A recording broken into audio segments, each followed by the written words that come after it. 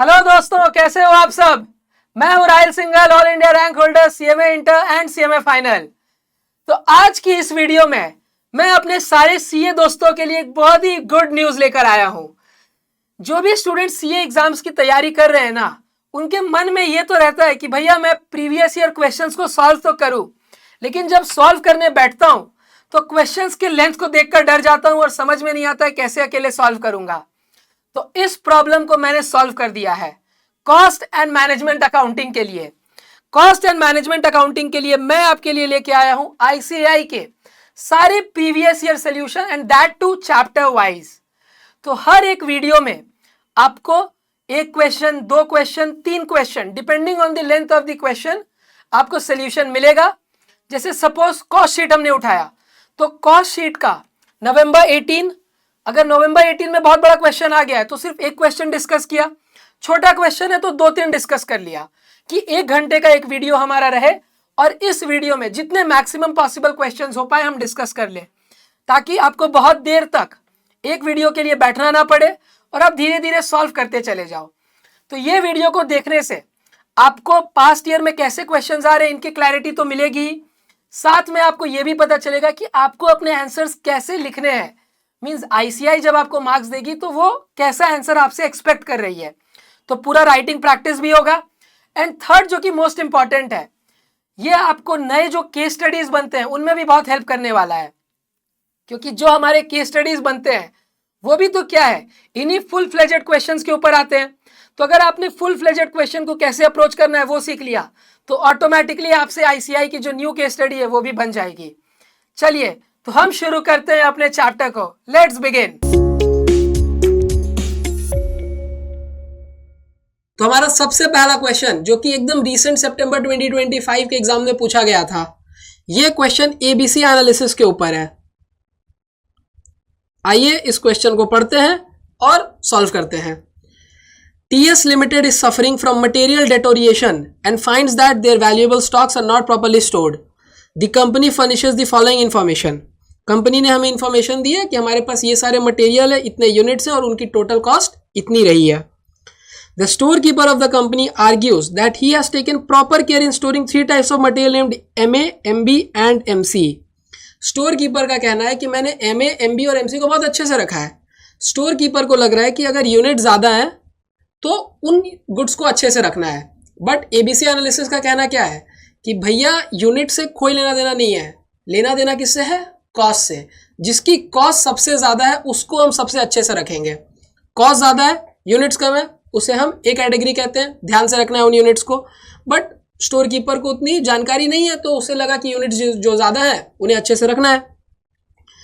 As they are in bulk quantity, he further argues that only a few units of material mg and mh has been deteriorated due to bad weather. उसका कहना है कि mg और mh के कुछ units ही तो खराब हुए हैं, क्या दिक्कत है, थोड़े से तो थे ही, थोड़े से खराब हो गए।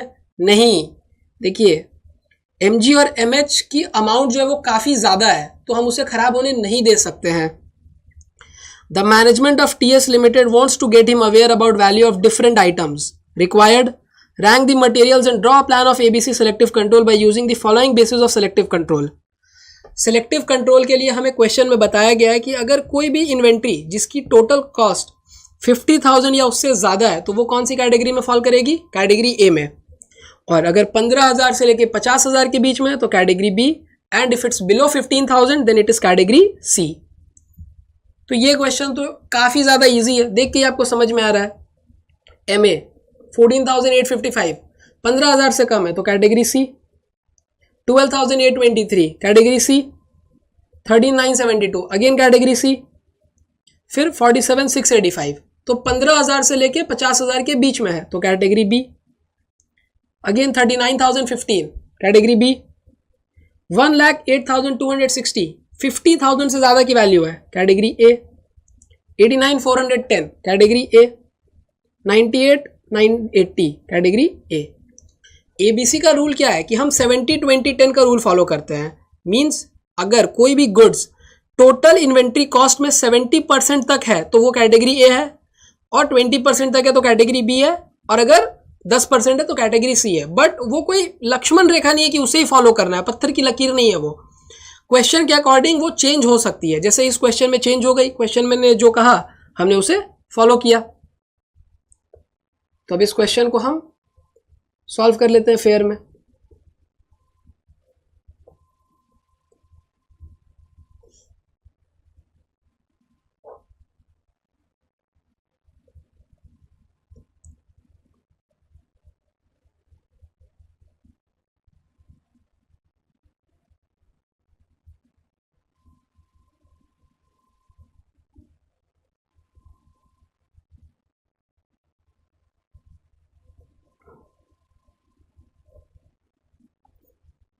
देखिए सबसे पहले हम लिखते हैं इन्वेंट्री,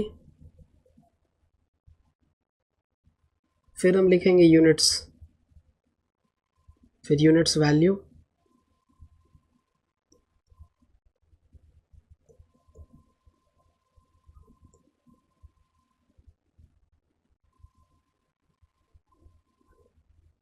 वैल्यू ऑफ इन्वेंट्री, और फिर परसेंटेज ऑफ टोटल, और लास्ट में हम डाल देंगे उसे कैटेगरी में।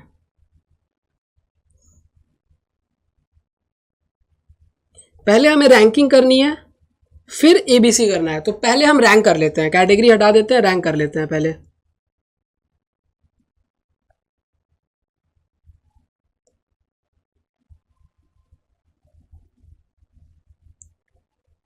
MA, MB, MC, MD, ME, MF, MG और MH। यूनिट्स कितने हैं हमारे पास? 54,105,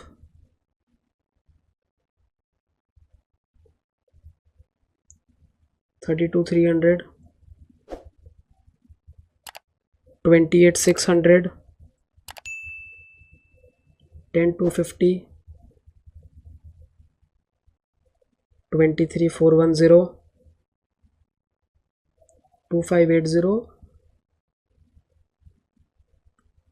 8,900 और 4,855।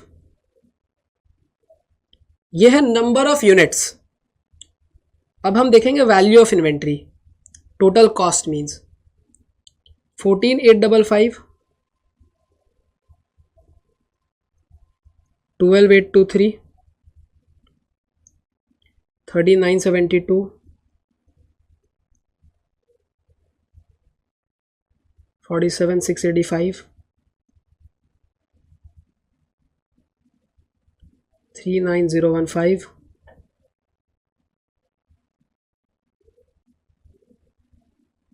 1,08,260,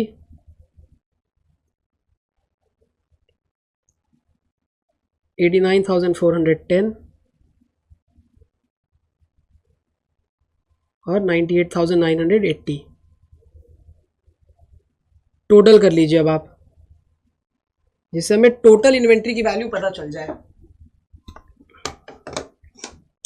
14,855 plus 12,823 plus 13,972 plus 47,685 plus 39,015 plus 1,08,260 410 98,980 4,25,000।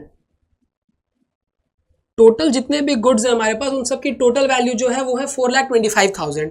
अब हम देखते हैं कि हर एक इन्वेंट्री टोटल में से कितने परसेंटेज की है। कैसे ढूंढेंगे वो? जिस भी इन्वेंट्री की वैल्यू देख रहे हैं उसे न्यूमरेटर में रखेंगे, डिनोमिनेटर में टोटल मल्टीप्लाइड बाय 100। तो 14,855 डिवाइडेड बाय 4,25,000 इनटू 100, 3.49%। फिर 12,823 divided by 4,25,000 into 100, 3.02%। 13,972 divided by 4,25,000 into 100, 3.29%. 47,685 divided by 4,25,000 into 100, 11.22%. 39,015 divided by 4,25,000 into 100, 9.18%. 1,08,260 divided by 4,25,000 into 100, 25.47%. 89410 divided by 4,25,000 into 100, 21.04%. 98980 divided by 4,25,000 into 100, 23.28%. अब आप रैंकिंग करिए, देखिए सबसे ज्यादा परसेंटेज किसकी है, सबसे ज्यादा है एमएफ की, तो ये रैंक 1,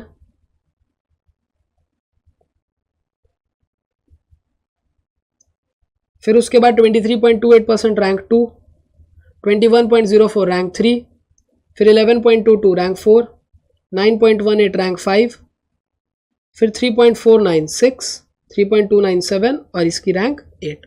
तो रैंकिंग कर दी हमने अकॉर्डिंगली. अब इसे कैटेगराइज करना है.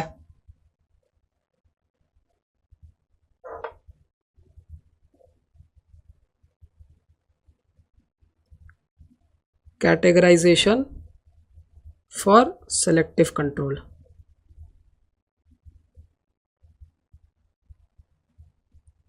तो जिस भी इन्वेंट्री की वैल्यू 50,000 से ज्यादा है वो कैटेगरी ए में है, क्वेश्चन में स्पेसिफाई किया हुआ है.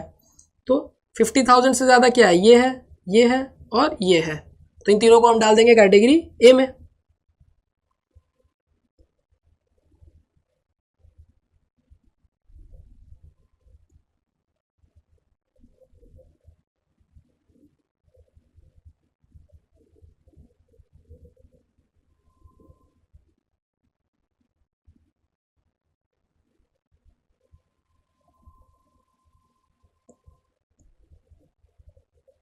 इन्वेंट्री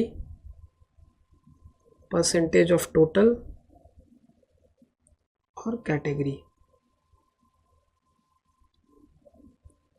तो इन्वेंट्री में सबसे पहले हम एमएफ, एमएच और एमजी को लिखेंगे. MF, MG, MH. एमएफ है 25.47%, 21.04% और ये 23.28%, और इन तीनों को हम डाल देंगे कैटेगरी ए में. एक बार इनका टोटल भी कर लेते हैं. 25.47 प्लस 21.04 प्लस 23.28, देखिए 69.79, तो राउंड अबाउट 70% के नियर ये आ रहा है. तो एबीसी में 70 20 10 को ही हम फॉलो करते हैं.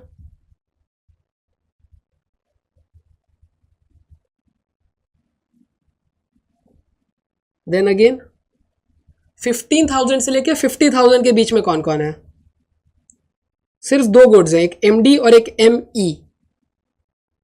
तो एमडी, एमई. एमडी है हमारी 47685, सॉरी परसेंटेज लिखना है ना हमें, इसकी परसेंटेज है हमारी 11.22% और ये है 9.18%. तो इनका total 11.22 plus 9.18, 20.4, again round about 20%. तो ये कैटेगरी बी. और कैटेगरी सी में हमारे पास है जो बच गए,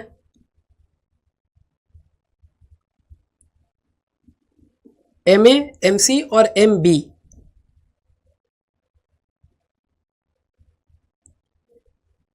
एमए की परसेंटेज है 3.49, एमसी की परसेंटेज है 3.29 और ये है हमारे पास 3.02%, कैटेगरी सी. देखिए इसकी टोटल भी राउंड अबाउट 10% के नियर आने वाली है. 3.49 प्लस 3.29 प्लस 3.02, 9.8% के राउंड. बस काफी सिंपल क्वेश्चन था ये. Next, a company manufactures electronic gadgets and uses a specialized component. Company electronic gadgets manufacture करती है और उस इलेक्ट्रॉनिक गैजेट में वो एक स्पेशल कंपोनेंट यूज करते हैं as a raw material. The company incurs an ordering cost of 1250 per order. ये हमारी ऑर्डरिंग कॉस्ट है. The carrying cost for storing the specialised component is 25 per unit per annum. आपको carrying cost per unit per annum given है 25. तो ये है CC PU PA. The company's annual production is 90,000 gadgets company 90,000 gadgets बनाने वाली है, ये तो फिनिश्ड गुड्स है। हम क्या देखते हैं ईओक्यू जब कंप्यूट करते हैं, तो हम देखते हैं रॉ मटेरियल कितना लगने वाला है। तो क्वेश्चन में स्पेसिफाइड है कि एक गैजेट बनाने में एक ही रॉ मटेरियल लगेगा and each gadget requires one component for its assembly. एक गैजेट बनाने में बस एक ही रॉ मटेरियल लगेगा। तो अगर हम 90,000 गैजेट्स बनाने वाले हैं तो रॉ मटेरियल भी कितना लगने वाला है, 90,000 ही।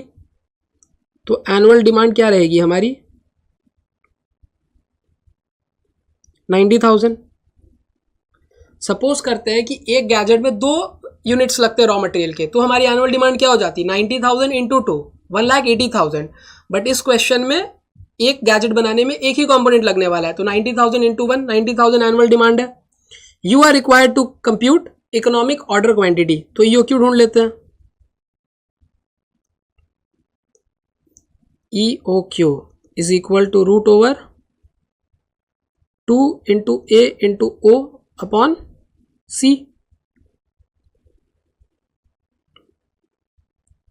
तो एनुअल रिक्वायरमेंट है 90,000, ऑर्डरिंग कॉस्ट है हमारी 1250 पर ऑर्डर, और कैरिंग कॉस्ट है 25 पर यूनिट पर एनम। तो डायरेक्टली हमें सीसी ऊपर गिवन है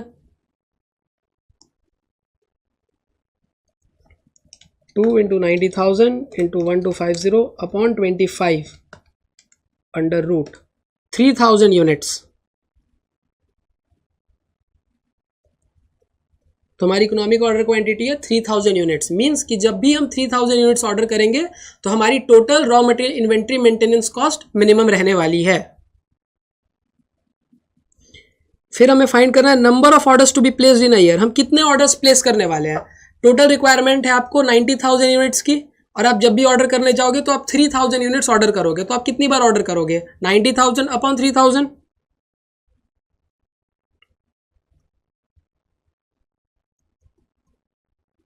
number of orders 90,000 upon 3000, 30 orders. काफी सिंपल क्वेश्चन ये, इजी, खत्म। नेक्स्ट आ जाते हैं अब जनवरी 2025 में पूछा गया था ये question. The cost accountant of a manufacturing concern has given the following details in respect of a raw material x. The difference between minimum lead time and maximum lead time is 4 days. Minimum lead time का मतलब कम से कम goods को आने में कितने दिन लगेंगे, और मैक्सिमम लीड टाइम का मतलब ज्यादा से ज्यादा कितने दिन लग जाएंगे। तो दोनों के बीच का जो डिफरेंस है वो 4 डेज का है। तो maximum lead time minus minimum lead time,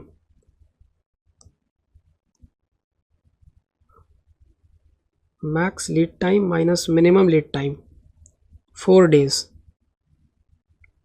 average lead time to procure the raw material is 7 days. Average में 7 दिन लगते हैं। तो यहां से अब हम मिनिमम और मैक्सिमम ढूंढ सकते हैं। कैसे, मिनिमम प्लस मैक्सिमम अपॉन 2 होता है एवरेज। तो मिनिमम प्लस मैक्सिमम अपॉन 2 आपको गिवन है 7, और मैक्सिमम और मिनिमम के बीच में भी एक रिलेशन है कि मैक्सिमम माइनस मिनिमम जो है वो 4 डेज का है। तो मैं यहां से लिख सकता हूं कि maximum is equal to minimum plus 4, ये माइनस मिनिमम लीड टाइम उधर जाएगा तो प्लस हो जाएगा। तो maximum lead time is equal to 4 days plus minimum lead time. अब पुट कर दीजिए इस इक्वेशन में, मिनिमम प्लस मैक्सिमम को वापस हम लिख सकते हैं minimum plus 4 upon 2 is equal to 7। तो 2 minimum plus 4 is equal to 2 उधर चला गया तो 14, 2 minimum is equal to 10, 14 minus 4, तो मिनिमम लीड टाइम आ गया आपका 5 डेज। बस मिनिमम लीड टाइम मिल गया। मैक्सिमम लीड टाइम क्या होगा, इससे 4 ज्यादा, क्योंकि मैक्सिमम और मिनिमम के बीच में 4 दिन का गैप है। तो मिनिमम अगर 5 दिन है तो मैक्सिमम 9 दिन होगा। फिर आपको रीऑर्डर लेवल गिवन है, रीऑर्डर क्वांटिटी गिवन है, मिनिमम स्टॉक लेवल गिवन है, मैक्सिमम स्टॉक लेवल गिवन है। You are required to calculate maximum consumption per day. Maximum consumption कैसे ढूंढेंगे, तो आप देखिए जितने भी फॉर्मूलाज हैं स्टॉक लेवल्स के, उसमें मैक्सिमम कंजम्पशन किसके फॉर्मूला में आता है, रीऑर्डर लेवल के। Maximum consumption into maximum lead time. तो मैक्सिमम लीड टाइम आपको पता है, रीऑर्डर लेवल भी पता है, तो वहां से हम मैक्सिमम कंजम्पशन पर डे ढूंढ सकते हैं, इजी। फिर हमें ढूंढना है मिनिमम कंजम्पशन पर डे। तो मिनिमम कंजम्पशन किसके फॉर्मूला में आता है, याद करिए, मिनिमम कंजम्पशन पर डे ये आता है आपके मैक्सिमम स्टॉक लेवल के फॉर्मूला में। मैक्सिमम स्टॉक लेवल का फॉर्मूला क्या होता है, reorder level minus minimum lead time into minimum consumption plus reorder quantity. तो वहां पे सारे डेटा हमें गिवन है, सिर्फ मिनिमम कंजम्पशन नहीं गिवन है, तो हम पुट करेंगे, निकाल लेंगे। चलिए इस क्वेश्चन को करते हैं।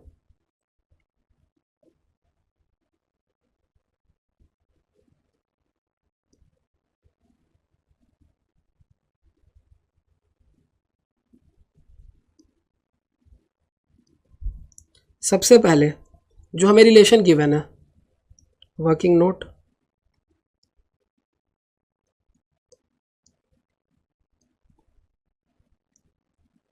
Minimum lead time is equal to maximum lead time -4। Maximum और मिनिमम के बीच में 4 दिन का गैप है, मतलब मैक्सिमम में से 4 दिन कम कर दूंगा तो मिनिमम मिल जाएगा। और average lead time is equal to maximum lead time plus minimum lead time by 2। Average lead time आपको गिवन है क्वेश्चन में 7। मैक्सिमम लीड टाइम को हम यहां से निकाल सकते हैं, maximum lead time is equal to minimum lead time plus 4। तो minimum lead time plus 4 plus minimum lead time by 2। तो 7 is equal to 2 minimum lead time plus 4 upon 2। Cross multiply कर दीजिए, 14 is equal to 2 minimum lead time plus 4। 2 minimum lead time is equal to 14 minus 4, minimum lead time is equal to 10 upon 2, 5 days. तो कम से कम goods आने में 5 दिन लगेंगे। तो यहां से हम ढूंढ सकते हैं maximum lead time. Minimum lead time है 5 दिन और मिनिमम और मैक्सिमम के बीच में 4 दिन का गैप है, मतलब अगर गुड्स कम से कम 5 दिन में आ जाता है तो मैक्सिमम से मैक्सिमम कितने दिन लगाएगा, 9 दिन, क्योंकि 4 दिन का गैप है। 5 days plus 4 days is equal to 9 days. अब क्वेश्चन में हमें सबसे पहले ढूंढना है आपका मैक्सिमम कंजम्पशन पर डे। तो उसके लिए हम कौन सा फॉर्मूला लगाने वाले, रीऑर्डर लेवल का। Reorder level is equal to maximum consumption into maximum lead time.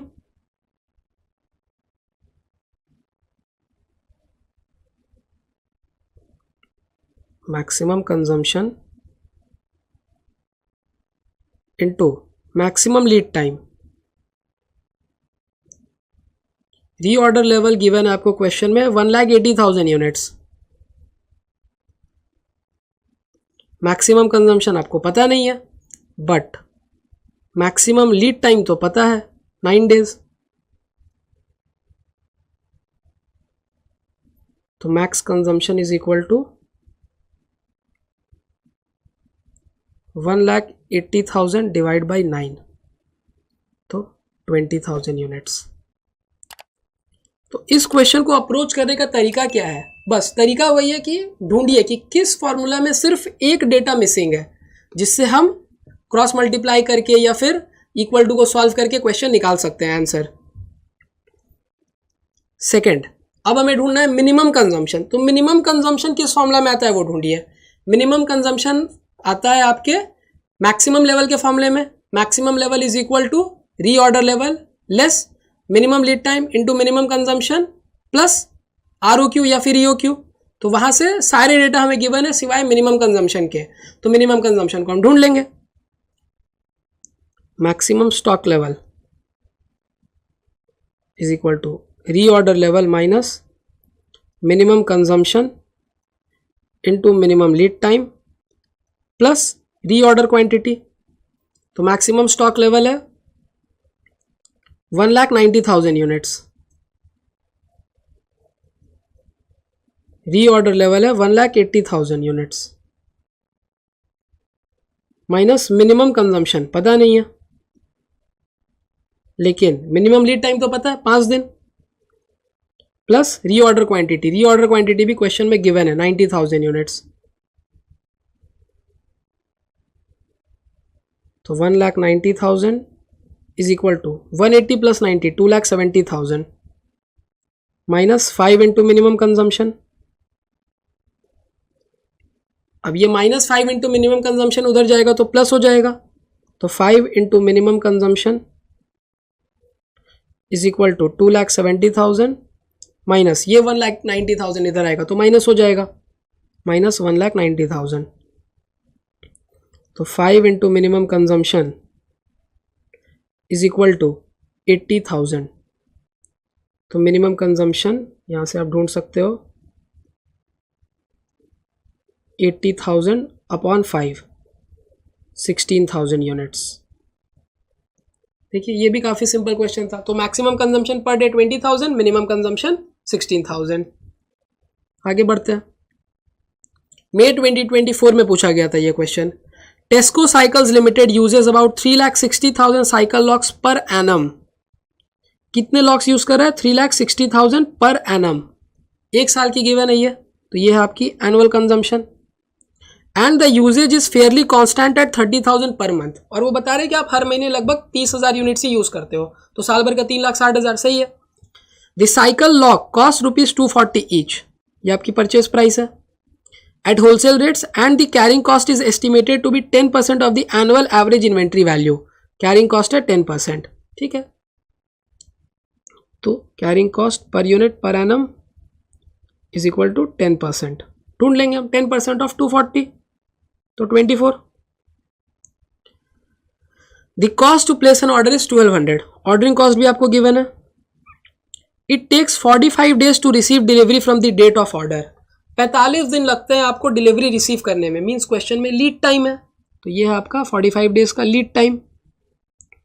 In order to avoid any kind of disruption in assembly line, safety stock of 6,500 cycle locks is always maintained by Tesco Cycles Limited. Safety stock आप maintain करते हो 6,500 cycle locks. Question में safety stock भी है। You are required to compute EOQ. काफी easy, EOQ हम आराम से निकाल सकते हैं। देखिए सोल्यूशन,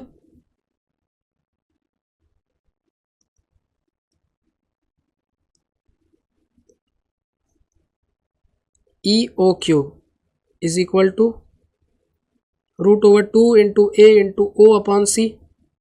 तो सारे डेटा तो आपको गिवन है। 2 इंटू एनुअल कंजम्पशन है 3,60,000 इंटू ओ है 1200 और carrying cost per unit per annum 10% of 240, 24 rupees. तो 2 into 3,60,000 into 1200 upon 24 under root, तो सब मिला के ये आ रही है 6,000 यूनिट्स। तो ईओक्यू हमारी हो जाएगी 6,000 units. Reorder level, reorder level भी हमें ढूंढना है। तो रीऑर्डर लेवल का फॉर्मूला क्या होता है हमारा?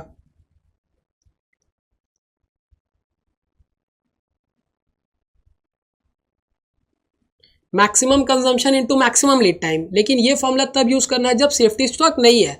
इस क्वेश्चन में तो सेफ्टी स्टॉक भी है, तो उस केस में हम फॉर्मूला क्या यूज करने वाले हैं? Average consumption into average lead time plus safety stock. Average consumption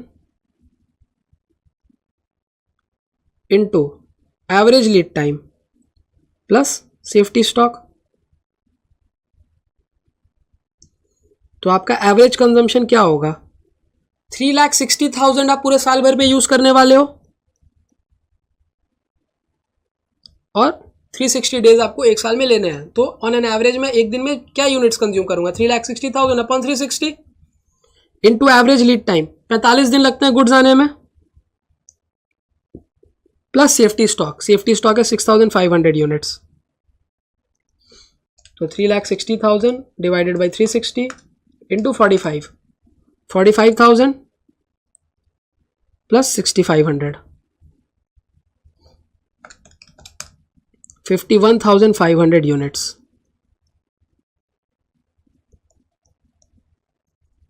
फिर third, the company has been offered a quantity discount of 2% on the purchase of cycle locks provided the order size is 30,000 units at a time. Supplier के पास हम गए, supplier ने हमें एक discount दे दिया। क्या discount दिया?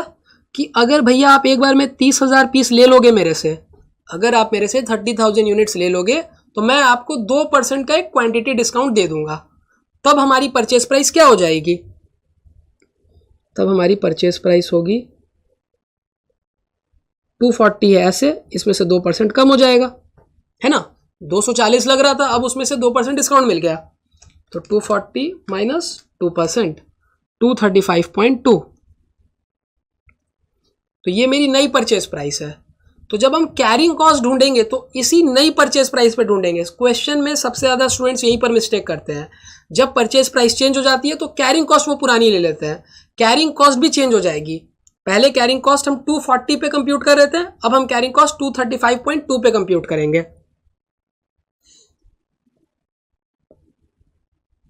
तो क्वेश्चन का third part, evaluation of suppliers offer.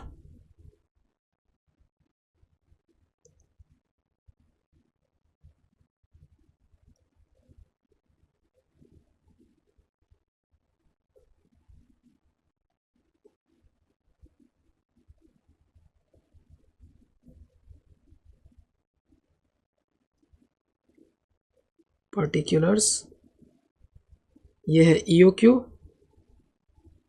ये है सप्लायर्स का ऑफर।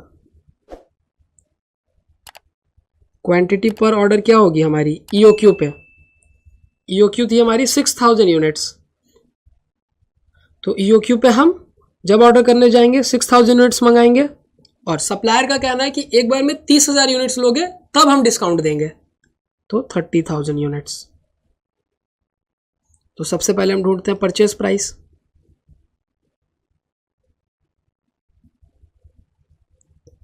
EOQ के केस में परचेज प्राइस कितनी रहेगी, 240 है, 240 रहेगी। आपको 3,60,000 यूनिट्स चाहिए इंटू 240, और यहाँ पे भी यूनिट्स तो हम 3,60,000 ही खरीदेंगे, लेकिन यहाँ पर सप्लायर ने हमें 2% का डिस्काउंट दिया है, तो हमारी प्राइस क्या है 235.2। 3,60,000 इंटू 235.2, 8,46,72,000, और 6,000 यूनिट्स पर EOQ पे 3,60,000 इंटू 240, 8,64,00,000। Second, ordering cost.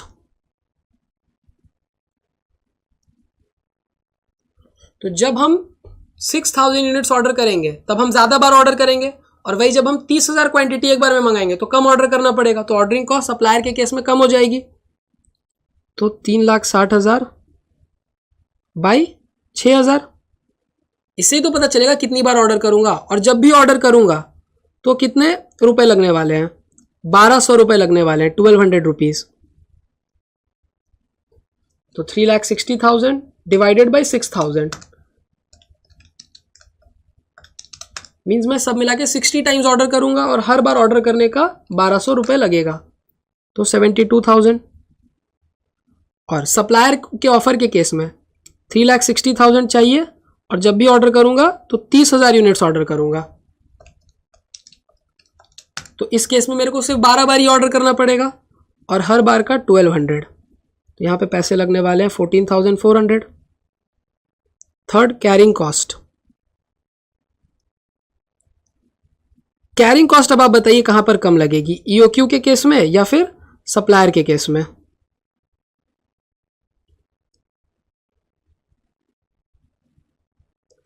जब हम EOQ पे ऑर्डर कर रहे हैं तो हम 6,000 यूनिट्स मंगा रहे हैं, कम यूनिट्स मंगा रहे हैं तो कैरिंग कॉस्ट भी कम होगा। बट वही सप्लायर के केस में जब सप्लायर ने ऑफर दिया है तो हम 30,000 यूनिट्स मंगा रहे हैं, तो वहां पे यूनिट ज्यादा आ रहे हैं, तो फिर कैरिंग कॉस्ट भी वहां पर ज्यादा होगा। तो कैरिंग कॉस्ट का formula Q/2 into carrying cost per unit per annum. तो यहाँ पे क्वांटिटी है पर order 6,000/2, carrying cost per unit per annum कितना है यहाँ पे 24, 240 का 10%,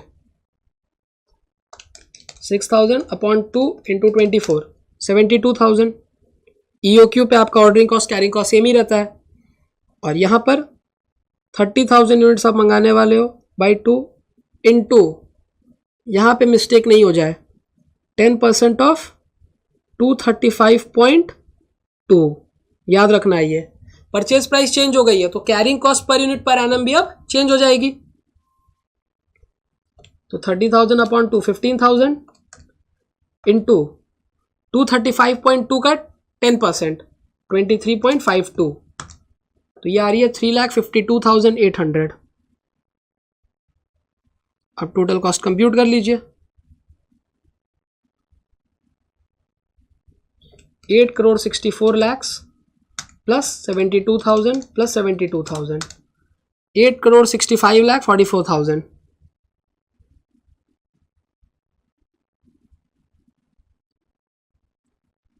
और 30,000 यूनिट्स के केस में 8,46,72,000 प्लस 14,400 प्लस 3,52,800, 8,50,39,200। तो पैसे कम कहाँ लग रहे हैं? जब सप्लायर ने हमें डिस्काउंट दिया तब पैसे कम लग रहे हैं, तो हम सप्लायर के डिस्काउंट को एक्सेप्ट कर लेंगे।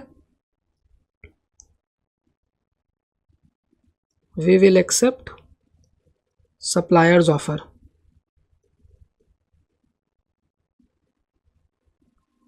as it results in a savings of, कितने की सेविंग्स हो रही है हमें? 8,65,00,000 माइनस 65,44,000 माइनस कर दीजिए, 15,04,800 रुपीज की सेविंग्स है।